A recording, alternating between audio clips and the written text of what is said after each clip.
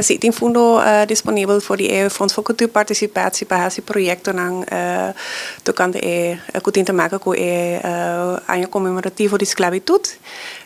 Esse, por exemplo, pode ter a maken com educação, of com healing, of echt pode hoop ik als het daar participatie. Fundo dat echt bedoeld bij projecten aan hen te participeren. Dus niet eenzijdig, niet een lezing of niet een les, pero hen aan te doen mee in projecten. Eso es importante. Dia 2 aqui, de março, tem anoche de informação na Club Avanti.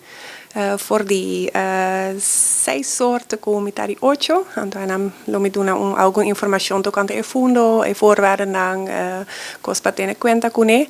Pero esse também dá chance para a organização conectar com outro, para que nos pode reforçar outro, ou que nos pode ajudar outro. Então, 3 ideias adiante. Não me estou inscrever por gewoon chegar bem. Eu vond het bem voor die Fonds voor Cultuurparticipatie. Tem diferentes categorieën. Tem categoria de $5.000. Então, para o EC, na organização só, para individual não também por aplicar. Depois tem categoria 2, está 5.000 te €25.000.